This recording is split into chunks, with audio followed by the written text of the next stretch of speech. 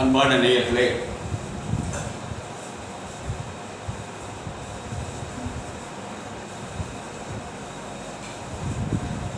காலை வணக்கம்.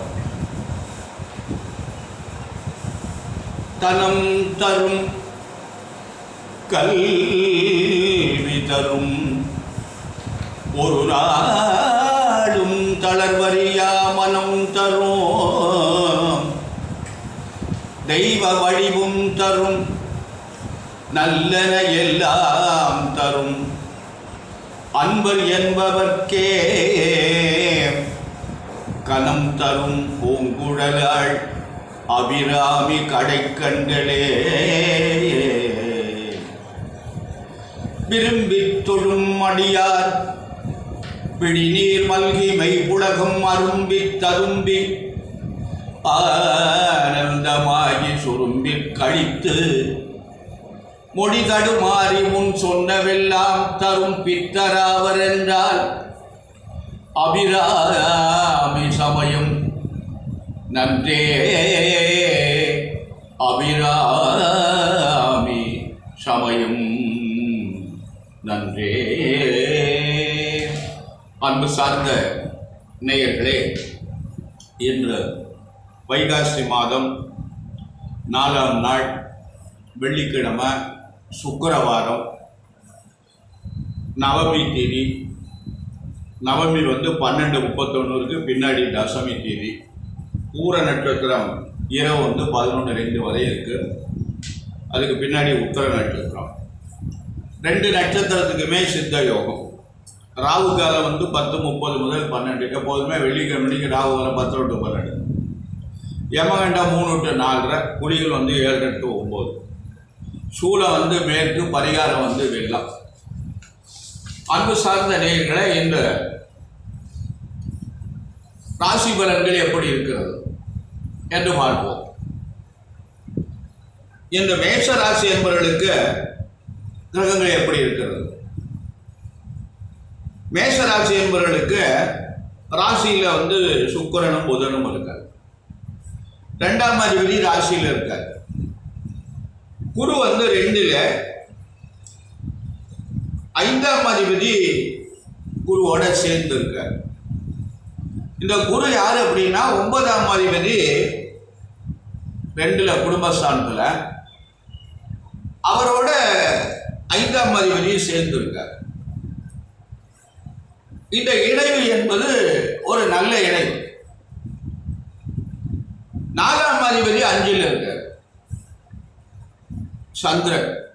பொதுவாக 5ல் சந்திரன் இருந்தாலே லட்சுமி யோகம் என்று பெயர். லக்னத்துக்கு 5லையோ சந்திரனுக்கு 5லையோ, ராசிக்கு 5ல். ஆனால் வளர்பிறை சந்திரனாக இருக்க வேண்டும். ஏன்னா வளர்பிறை சந்திரன் நல்லவன், தேய்பிறை சந்திரன் பாவி என்று சொல். அதனால நீ மேஷராசி என்பவர்களுக்கு இந்த நல்ல நாள். சனி பகவான் 11ஆம் இடத்துல இருக்கார், லாபஸ்தானத்தில். இன்னும் 2 வருஷம் இருப்பார். அதனால மேஷராசி என்பவர்கள் இந்த ஓராண்டு ரொம்ப கவனமாக நடந்து கொள்ளுங்கள். நல்ல முன்னேற்றம் அடையும். எல்லா வகையிலுமே உங்களுக்கு முன்னேற்றம் இருக்கு. கவனமாக செயல்படுங்கள்.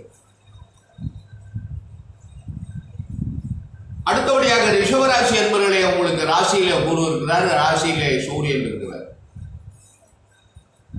இது உங்களுக்கு ராசியில குரு இருப்பது ஒரு வகையில நன்மை.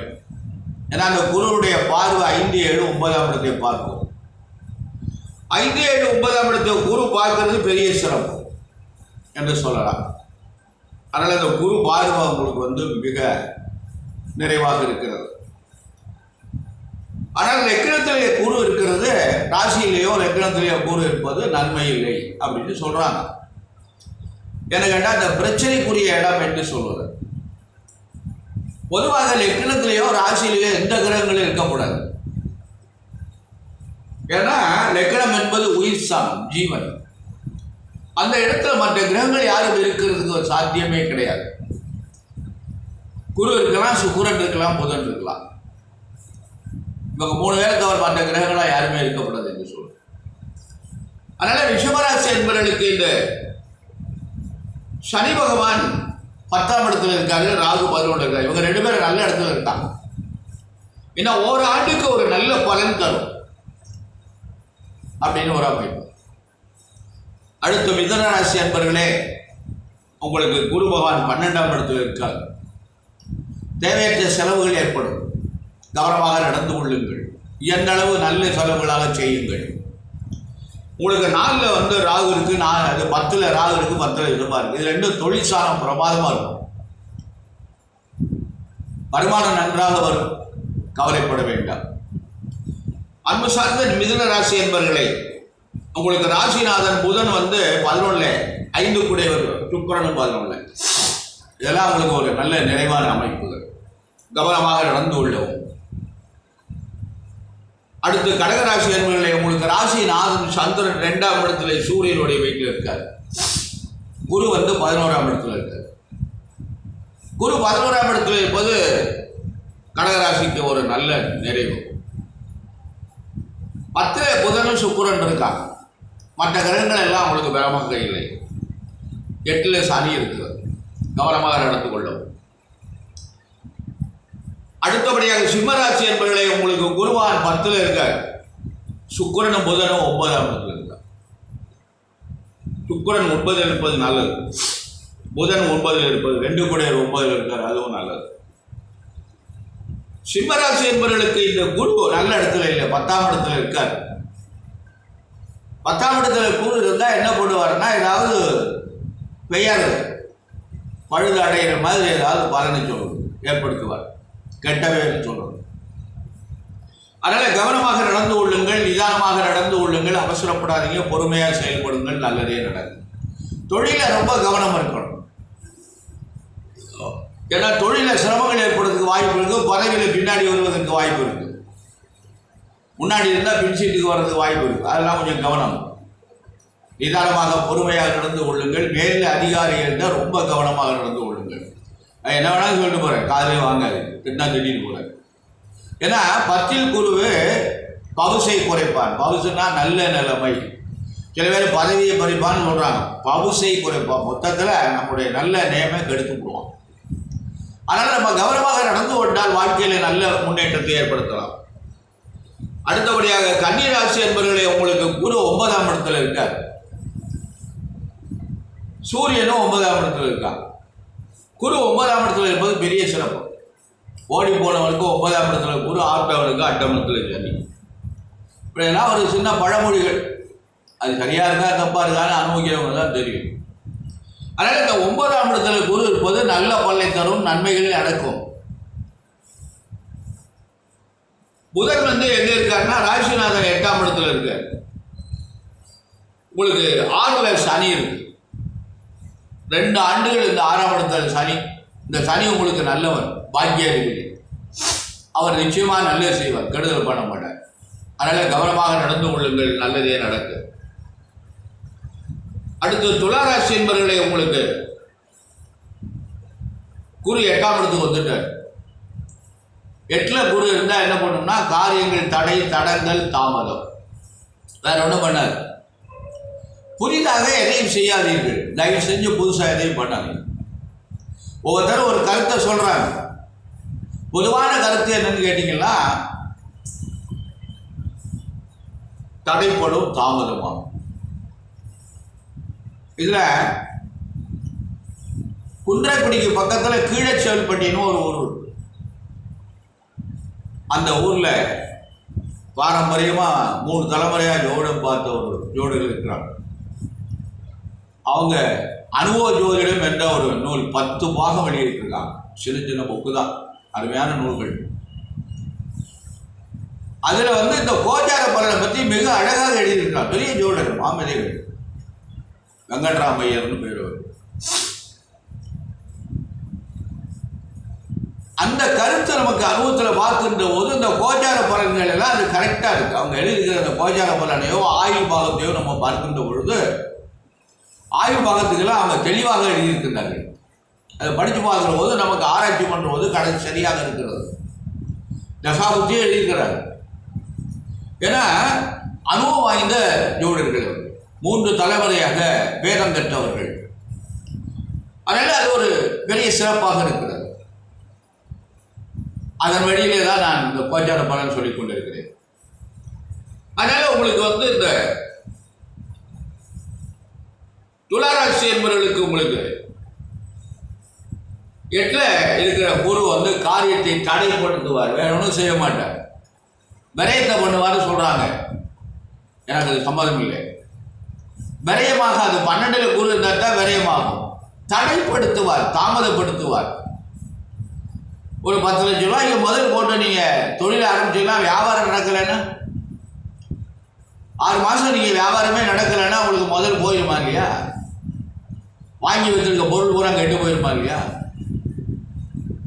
அதனால நீங்க வந்து அதனால இப்போ புதிதாக எதையும் செய்யாதீங்க. ஏதோ ஒரு கடை வச்சிருக்கீங்கன்னா அதை விரிவுபடுத்துங்க. புதிதாக எதையும் முதல் போட்டு செய்யாதீங்க. வேற இடத்துல ஒரு கடையை ஒப்பம் பண்ணாதீங்க. கவனமாக நடந்து கொள்ளுங்கள். அடுத்தபடியாக விருச்சிக ராசி என்பவர்களே, உங்களுக்கு குரு பகவான் நல்ல இடத்துக்கு வந்திருக்கார். 6ஆம் இடத்துல இருந்தார். ஒரு வருஷமா அந்த உடல் ஆரோக்கியத்தை கெடுத்து கொண்டு இருந்தார். அதெல்லாம் கொஞ்சம் நிவர்த்தியாரு. இனிமேல் உடம்பு நல்லா இருந்தோம், ஆரோக்கியம் குறையாது. 7ஆம் இடத்துக்கு வந்துட்டார். விருச்சிக ராசிக்கு குரு 7ல் இருப்பது பெரிய சிறப்பு. அவருடைய பார்வை எப்படி இருக்குன்னா ராசியை பார்க்கிறார். விருச்சிக ராசி என்பது 5ல் இருக்கு, 5ஆம் இடத்துல இருக்கு. அது ஒரு வகையில் நல்லது. ஆக 4ஆம் இடத்துல சனி இருக்கு. எப்போதுமே 4ல் சனி இருப்பது அவ்வளவு சாக்கியம் இல்லை. உடல்நிலை சற்று கவனமாக நடந்து கொள்ளுங்கள். அடுத்தபடியாக தனுசு ராசி என்பவர்களே, உங்களுக்கு வந்து சனி பகவான் 3ல் இருக்காரு, ராகு பகவான் 4ல் இருக்கு. இது ரெண்டும் உங்களுக்கு அருமையான அமைப்பு. ஆனால் குரு 6ல் இருக்கு. குரு 6ஆம் இடம் குருவுக்கு நல்ல இடம் இல்லை. 6ஆம் இடம் என்பது ரணம் சத்துரு. ரணம் என்றால் நோய், சத்துரு என்றால் எதிர்ப்பு. நோயையும் எதிர்ப்பையும் கொடுக்கக்கூடிய இடம். அதனாலே சற்று கவனமாக நடந்து கொள்ளவும், ஒவ்வொரு ஆண்டு எந்த காரியத்தையும் செய்யாதீங்க. அதனால் உங்களுக்கு சனி பகவானும் ராகு பகவானும் நல்ல இடத்துல இருக்காங்க. அதனால பயப்படாதீங்க. கவனமாக நடந்து கொண்டால் நல்ல முன்னேற்றம் அடையலாம். அடுத்தபடியாக மகர ராசி என்பவர்களே, உங்களுக்கு குரு நல்ல இடத்துக்கு வந்துட்டார். 5ஆம் இடத்துக்கு வந்திருக்கிறார். பாக்கியஸ்தானத்துக்கு வந்திருக்கிறார். அருமையான இணைவு என்று சொல்லுது. ஆனால் 7.5 சனி என்ற 2 ஆண்டுகள் இருக்கிறது. ஆனால் ராகு பகவான் 3ல் இருக்கார். 3ஆம் இடம் ராகுக்கு நல்ல இடம், நல்ல காரியங்கள் தான் நடைபெறும் அப்படின்னு சொல்வது. அதனால் சற்று கவனமாக நிதானமாக நடந்து கொள்ளுங்கள். பொறுமையாக இந்த காரியத்தை செய்யுங்கள், அவசரப்படாதீர்கள். கும்பராசி என்பவர்களே, உங்களுக்கு ஜென்மசனி. பிரச்சனைகள் தலைக்கு மேல் போகும், கடன்கள் அதிகமாக வரும். கவனமாக நடந்து கொள்ளுங்கள். சொந்த வீட்டில் சனி இருக்காங்க, கெடுதல் பண்ணாதுன்னு சொல்றாங்க, ஏற்றுக்கொள்ள முடியாது. அந்த 7.5 சனியுடைய தாக்கத்தை அவர் யாரு வீடா இருந்தாலும் செய்துதான் ஆக வேண்டும். தன் வீட்டுக்காக ஒரு 12 லட்சம்னா தப்பா போயிடும். அதனால எந்த வீடா இருந்தாலும் 7.5 பவர் அவர் காட்டிதான் ஆக வேண்டும். தன்னுடைய வீடா இருந்தாலும் நண்பர்களுடைய வீடா இருந்தாலும் கொஞ்சம் குறைப்பார், அவ்வளவுதான் போடலாம். கீழே தொப்புன்னு போடாம இடையில ஏதாவது ஒரு தாங்கல் தடுப்பு வச்சு அதில் போட்டு கீழே விழுகிற மாதிரி பண்ணுவார். அதெல்லாம் செய்வார். தவிர அந்த கட்டத்தை கொடுத்து தான் தீர்வார், நம்ம அனுபவிச்சுத்தான் தீரும். அதனால இன்னும் ஒரு 5 ஆண்டுகள் நீங்க ரொம்ப கவனமாக நடந்து கொள்ளுங்கள், நிதானமாக நடந்து கொள்ளுங்கள். முதல் சுற்று, 2வது சுற்று, 3வது சுற்று. உங்களுக்கு மற்ற கிரகங்கள் எல்லாம் எதுவுமே சரியாக இல்லை, நிதானமாக நடந்து கொள்ளுங்கள். அடுத்து மீனராசி என்பவர்களே, உங்களுக்கும் குரு பகவான் 4ஆம் இடத்துல இருக்கார். 3ஆம் இடத்துல இருக்கார். குரு 3ல் இருப்பது நன்மை இல்லை. 3ஆம் இடம் வந்து குருவுக்கு 3 நாள் நல்ல வீடு. கும்பராசிக்கும் மீனராசிக்கும் குரு நல்ல இடத்துல இல்லை. அதனால ரொம்ப நிதானமாக கவனமாக நடந்து கொள்ளுங்கள். வாகனங்கள் எல்லாம் ரொம்ப கவனம் தேவை. வண்டி வாகனம் எல்லாம் மெதுவா போங்கள். உங்களுக்கு 7 நடந்து கொண்டு இருக்கிறது. ஏன்னா 7 ஆண்டுகள் இருக்கிறது. அவரவர்கள் வயதுக்கு தக்கபடி இந்த 7.5 சனியுடைய தாக்கம் இருக்கும். அதனால நிதானம் தேவை, கவனம் தேவை. அன்பான நேயர்களை நான் தினம் சொல்லுகிறேன், நிதானமாக நடந்து கொள்ளுங்கள், கவனமாக நடந்து கொள்ளுங்கள். வருகின்ற சிரமங்களை தவிர்த்துக் கொள்ளலாம். பாதையை பார்த்து போனோம்னா என்ன கிடக்குங்கிறத முழு கிடந்தா தாண்டி போயிடலாம். பார்க்காம போனோம்னா காலை வச்சு. இதான் கவனம் தேவை என்று சொல்லுவேன். சனி பகவானுடைய வழிபாடு செய்யுங்கள். சனிக்கிழமை தோறும் விரதம் மாறுங்கள். ஐயா விரதமாக இருக்க சொல்லியே எப்படி இருக்கிறது? நாங்கள் வேலைக்கு போகிறோம், எப்படியா நாங்கள் விரதமாக இருக்கிறது? காலையில் 9 மணிக்கு வேலைக்கு போகிறோம், ராத்திரி 7 மணிக்கு தான் வர்றோம், உள்ள வேலை செய்ய வேண்டியிருக்கு. விரதமாக இருந்தால் எங்களால் வேலை செய்ய முடியாது. விரதம் என்றால் என்ன என்றால் புதிதாக சமைத்து சாப்பிடுங்கள். நேற்று சமைத்த பொருள்களை பயன்படுத்தாதீர்கள். இன்று புதிதாக சாப்பிடுங்கள். 3 வேளையும் சாப்பிடுங்கள். சைவ உணவை சாப்பிடுங்கள், அசைவத்தை சாப்பிடாதீர்கள். இதுதான் உங்களுக்கு விரதம். அந்தணர்கள் விரதம் இருக்க வேண்டும் என்றால் கண்டிப்பாக ஒரு வேளை குறைக்க வேண்டும். இதனால் எப்பொழுதுமே சைவமாக சாப்பிடுகின்றவர்கள், சைவமாக சாப்பிடுகிற அனைவரும், அந்தணர் மட்டும் இல்லை, சைவமாக யார் உணவு சாப்பிடுகின்றார்களோ அவங்க பூரா ஒரு வேளை உணவை கட் பண்ணிடணும். மதியம் சாப்பிடணும், இரவு பலகாரம் சாப்பிடணும். இதுக்கு பேர் விரதம் என்று பேர்.